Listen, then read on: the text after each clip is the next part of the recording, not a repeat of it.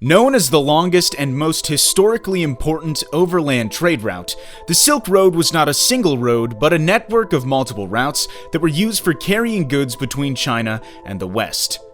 The name Silk Road eventually originated from the Greek word Syris for China, which means the land of silk. Starting at the old capital cities of Luoyang and Xi'an, the Silk Road routes cross the Yellow River at Lanzhou, then follow the Gansu Corridor or Hexi Corridor, the area west of the Yellow River, into Xinjiang. At Donghuang, the route split three ways. The northernmost branch crossed north around the Tian Shan Mountains, and the other two crossed north and south of the Taklamakan Desert or Tarim Basin. The Silk Road routes across northern China were believed to have been significant not only to China's history, but to the history of the whole world as well. Formation of the Silk Road.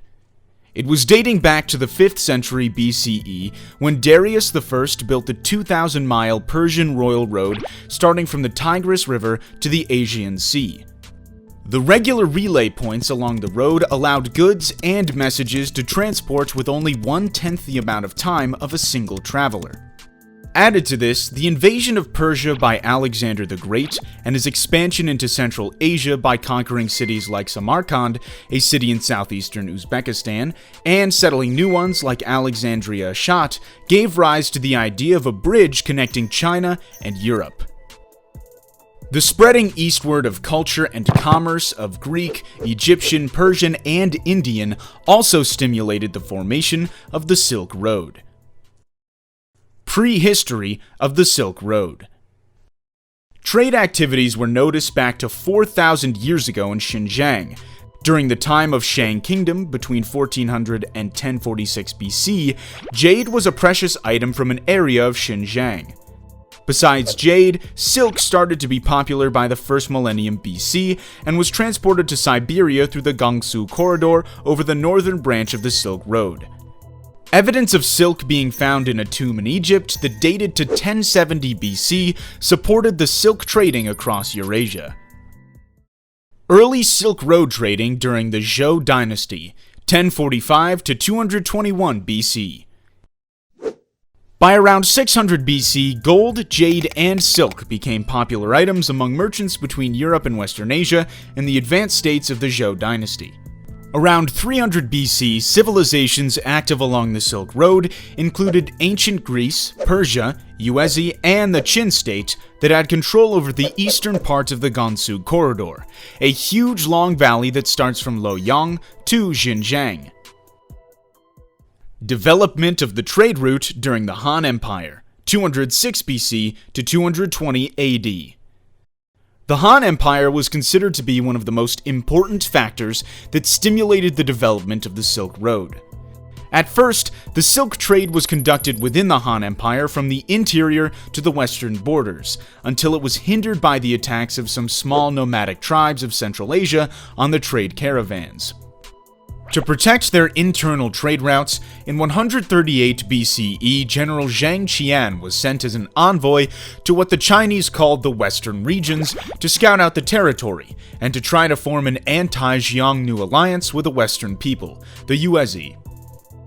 Zhang Qian's journey started from the capital of the Western Han Dynasty at Chang'an, today Xi'an, past the vast western regions, and reached three small kingdoms named Lulan on the northeastern edge of the Lop Desert, Chizi in the present Kush County of Aksu Prefecture, and Yushan, now known as Hessian, with whom he built a trade relationship.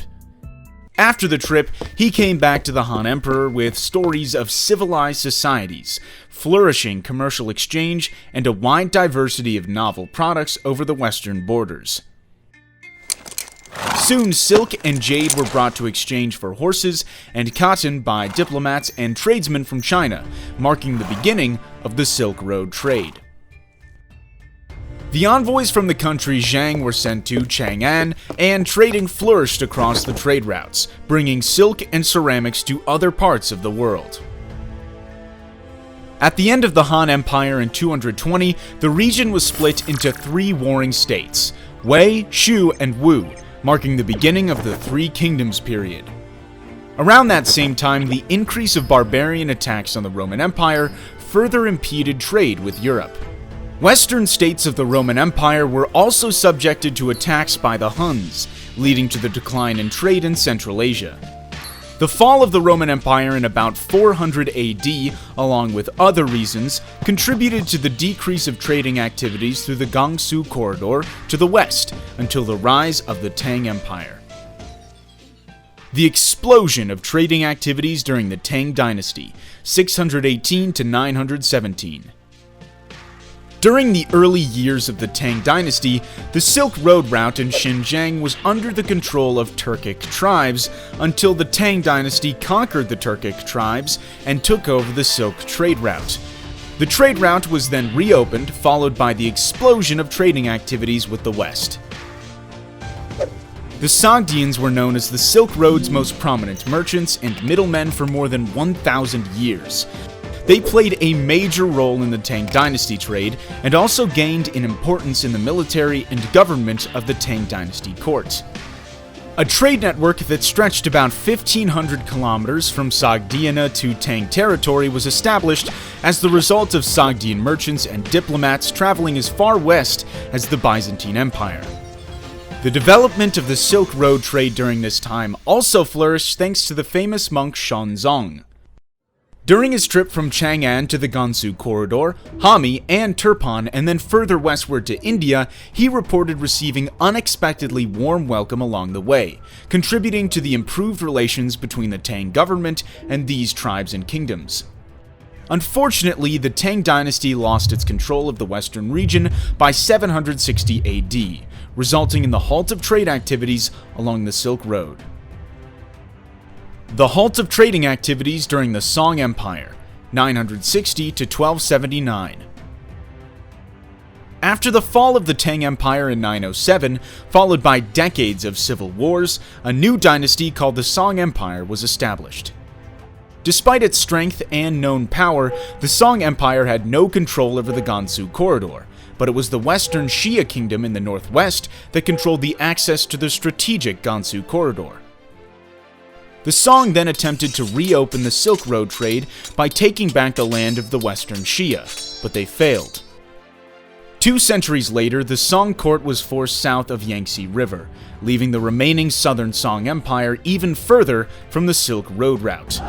In the 1200s, they got attacked by the Mongols. The Western Silk Road routes, however, were developed and protected by the Mongol Empire during their expansion in Central Asia and Europe before the fall of the Southern Song Empire. Trade at its height during the Yuan Dynasty, 1271 to 1368. Thanks to the Mongol promotion of trade within their huge empire that stretched across Eurasia, trading activities along the Silk Road revived and reached its peak during the Yuan Dynasty. The Silk Road routes also gave adventurers the chance to gain a better understanding of the culture and geography of the Far East. One of the famous explorations conducted via the Silk Road routes was the journey to China from Italy by Marco Polo, a Venetian explorer. They followed the overland routes using camels and arrived at the magnificent summer palace Xanadu of the Mongolian Emperor Kublai Khan in 1275. Later, Marco spent 24 years in total working as a tax collector for Kublai Khan's court before coming back to Venice, Italy in 1295 via the Silk Road routes due to the decline of the Mongolian Empire. He then published a book called The Travels of Marco Polo, which was based on his journey across the Silk Road, helping to broaden the knowledge of the West about the culture and trading in Asia. The end of the Silk Road trade. After the fall of the Mongol Empire, Central Asia and the Silk Road routes were taken over by Tamerlane, a Turco-Mongol conqueror who kept the passage open within his realm as far as Tabriz in Persia. However, these overland routes to China were soon closed after Tamerlane's death in 1405 and the revolt of his subject princes. The trade routes in the Middle East were taken over by the Ottoman Turks. Europe and the empires of the Ming and Qing were separated from the West due to the conquest of the Byzantium Empire and the Ottoman control of Western Asia, making overland travel more dangerous. Though trade of silk for furs with the Russians in the north of the original Silk Road continued, by the end of the 14th century, trade and travel along the route had decreased significantly.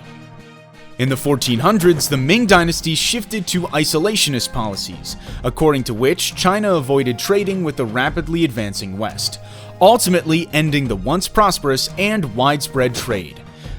By the 16th century, with the prominence of ocean trade, it was now safer and quicker to transport goods by ship rather than across the long and often dangerous Silk Road, further contributing to the decline in trading along the routes.